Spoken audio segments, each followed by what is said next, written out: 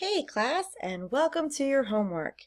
We are doing Chapter 13, Section 5, which is the rise of segregation. After Reconstruction, many African Americans in the rural South lived in conditions of grinding poverty. Most were sharecroppers, landless farmers who gave their landlords a large portion of their crops as rent rather than paying cash. Sharecropping usually left farmers in chronic debt. Many eventually left farming and sought jobs in the southern towns or headed west to claim homesteads. In the mid-1870s, Benjamin Pap Singleton, a former slave, became convinced that African Americans would never be given a chance to get ahead in the South. He began urging African Americans to move west, specifically to Kansas, and form their own independent communities where they could help each other get ahead. His ideas soon set in motion a mass migration. In the spring of 1879, African American communities in Louisiana, Mississippi, and Texas were swept with a religious enthusiasm for moving to Kansas, seeing it as a new promised land. In less than 2 months, approximately 6,000 African Americans left their homes in the rural South and headed to Kansas. The newspapers called it an exodus, like the Hebrews' escape from Egyptian bondage.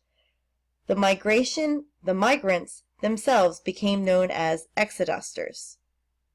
One of the migrants to Kansas later explained why they went. The whole South, every state in the South, had got into the hands of every man that held us as slaves.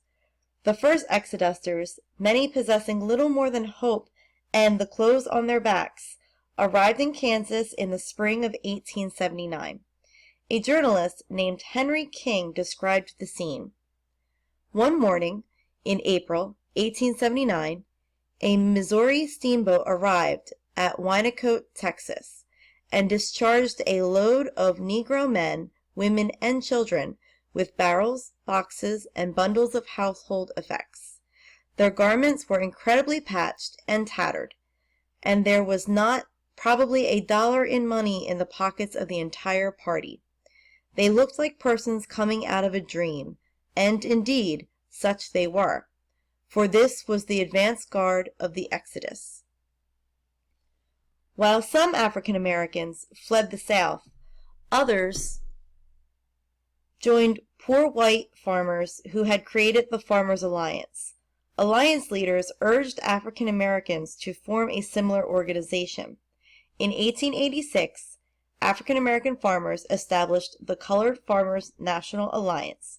By 1890, the organization had about 1.2 million members.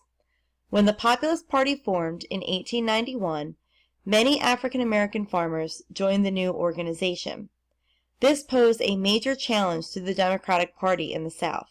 If poor whites left the party and joined with African Americans in voting for the Populists, the coalition might be unbeatable. To win back the poor white vote, Democratic leaders began appealing to racism, warning whites that support for populism would return the South to black Republican rule, similar to Reconstruction. In addition, election officials began using various methods to make it harder and harder for African Americans to vote. As one Democratic leader in the South told a reporter, "Some of our people, some editors especially, deny that African Americans are hindered from voting. But what is the good of lying? They are interfered with and we are obliged to do it, and we may as well tell the truth." If you haven't already done so, take a minute to pause the video and answer this question. Who were the exodusters and why did they migrate to Kansas? So pause the video and answer the question.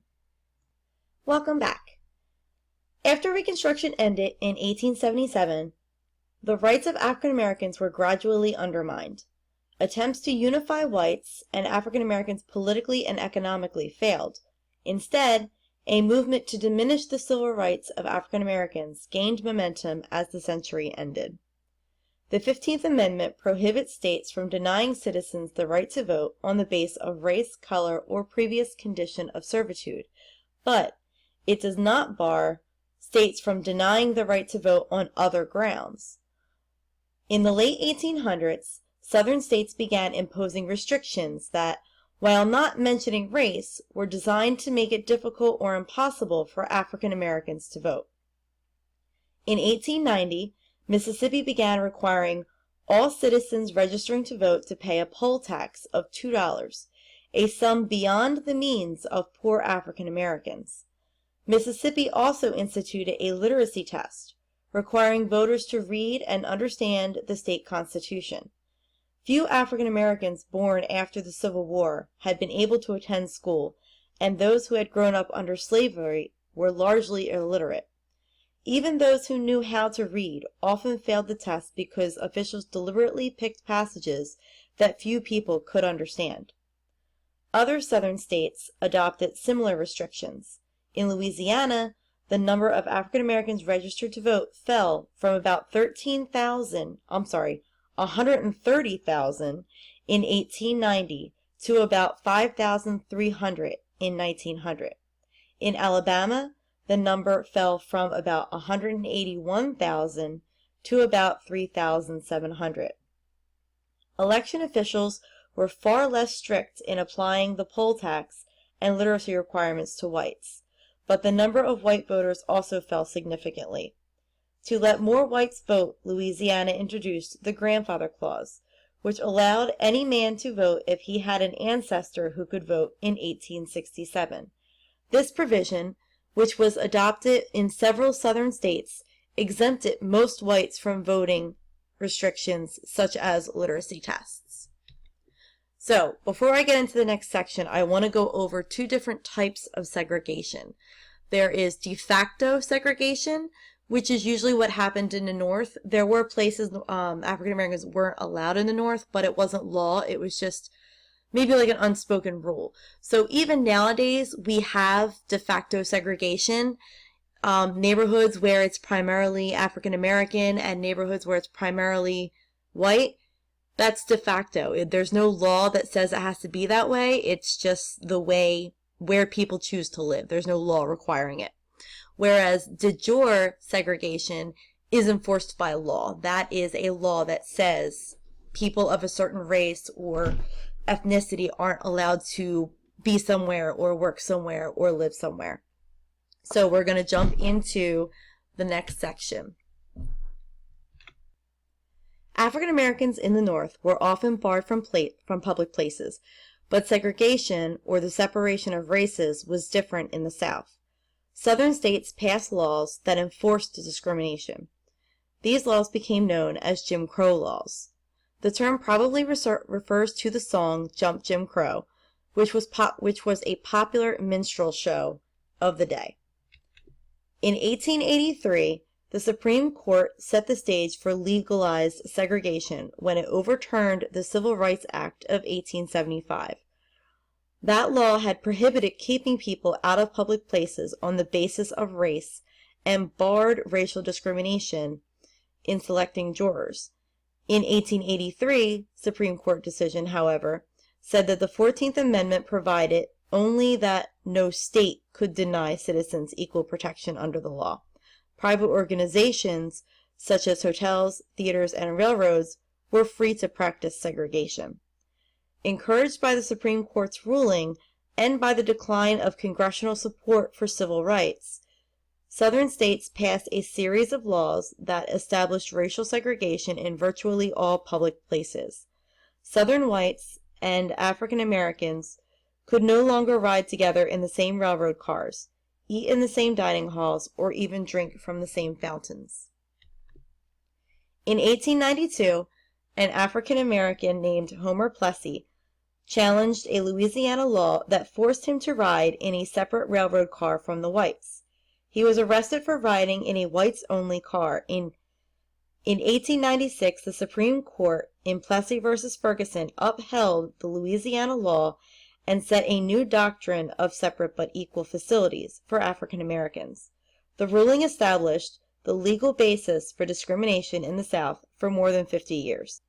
While public facilities for African Americans in the South were always separate, they were far from equal. In many cases, they were inferior.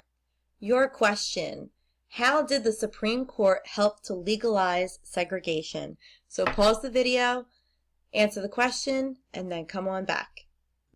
Welcome back. We're on the last segment.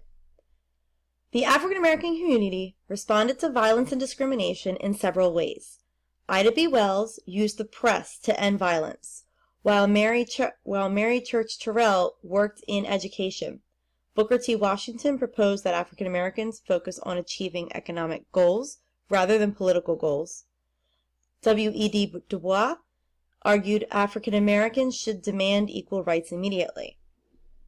In the late 1800s, mob violence increased in the United States, particularly in the South.